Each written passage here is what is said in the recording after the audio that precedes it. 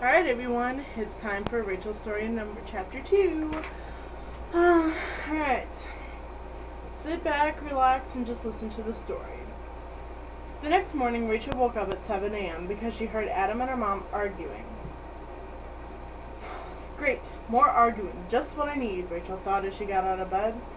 She decided she would take a shower and try to forget things that had been going on within the past 24 hours. About a half an hour later, she got out of the shower and went downstairs. Hi, Mom. Hi, Adam. Hi, Rachel. Did we wake you up? Asked her mom. Yeah, you guys are pretty loud. I don't really feel like talking to you right now, though, so I'm going to go out and get some breakfast. Wait up, Rachel. I'm going to go with you. I don't feel like being around Mom either. Okay, come on then. Adam and Rachel hopped in Adam's Mustang and went to IHOP. Thanks, Adam, for taking me. I'm glad that you are my older brother. You are so awesome. I'm really going to miss you when you go off to college next year. Well, Rach, I don't know if I'll be going to college right away. Now that we have to move, I don't know what I'm going to do or where I'm going to go. I don't see why we have to move anyway. Why can't Dad just move and let us stay in the house that we live in right now? I don't know. I don't want to move at all because I'm with Max and I don't want to leave him. And then Mel, I don't want to leave her. In California, there won't be anyone that we know there. I won't have a best friend of 11 years there. Yeah, I know. And Janice won't be there. I wanted to marry her. Rach, I really love her. I don't know if I can leave her. Then why don't you propose to her before we have to move, and then maybe she will come with us? Sis, I don't know. Her mom is pretty strict, and she is only 17, so she wouldn't be able to get married yet. I mean, I could propose to her, but I don't want to do anything too sudden. You know what I mean?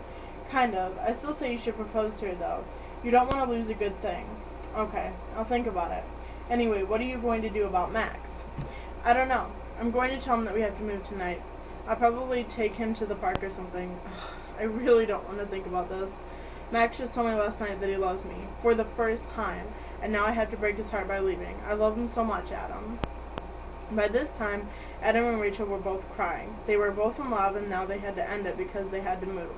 About an hour later, they were done eating and they left.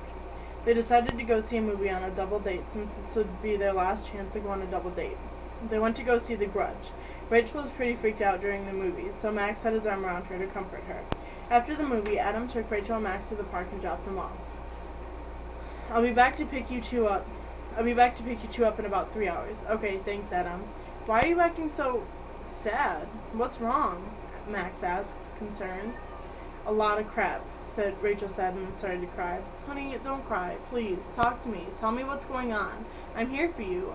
I will always be here for you, Max said as he was holding her tightly against him. He was petting her head because he knew that was the best way to calm her down. Oh my gosh, I love you so much. I can't believe I am about to tell you this. Rachel started to cry again. It's okay, honey. Take your time. I'm afraid it isn't good news, and I'm here to do whatever you need me to do. Max continued to hold her. I can't read, I'm sorry. Max continued to hold her close. I love you. I really, really love you, Rachel. I want you to never forget that. Unfortunately, this made Rachel cry even harder. About 5 minutes later, Rachel wasn't crying so hard, and she could explain what was going on. I have some really bad news, Max, Rachel said slowly. It's okay, honey. Take your time, Max said. Inside, Max was really sad and worried. He had no idea what was going on, and that scared him. Okay, here it goes. You know how I told you my mom and dad had a big fight the other night? Yeah. Okay, well, I guess things are a lot worse than I thought, and, my mom and dad are getting a divorce. Rachel started to cry a little more. Oh, Rach, that's really bad. I'm so sorry.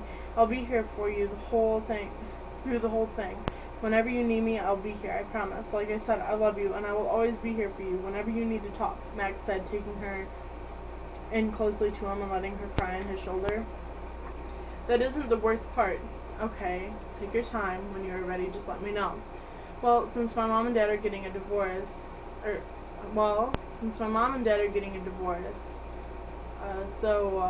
kind of have to, move. Because my mom doesn't even want to be in the same state as my father, so we are moving to Virginia. This is horrible, Rachel and Max were both crying. When do you have to move? In a few weeks, I think October 1st. That only gives us 2 more weeks together. I have an idea.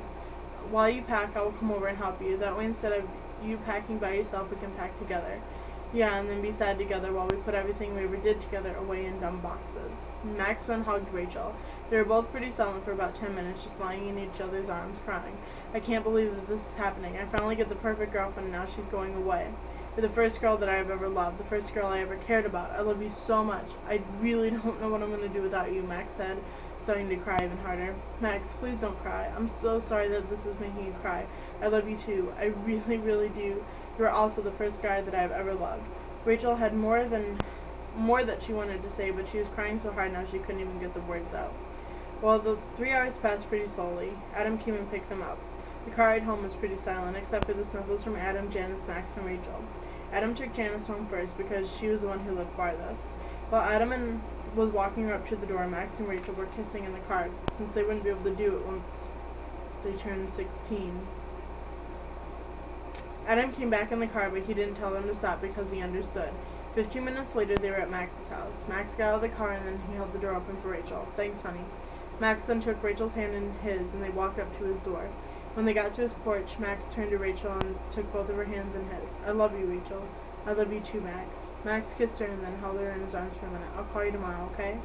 Yeah, Max, that's fine. If you want to do something, though, it would have to be later because I still have to get together with Mel and tell her what's going on. I haven't been able to get a hold of her for a few days since she has been with Jamie, her older sister, who is coming home. So she's coming home tomorrow. Okay, honey, I'll call you around 5 then. Is that okay? Yeah, that's fine. Max kissed Rachel goodnight and walked in the door. Chapter 2 finished. Alright, I hope you guys are enjoying this interesting story. And I will talk to you guys later. Bye.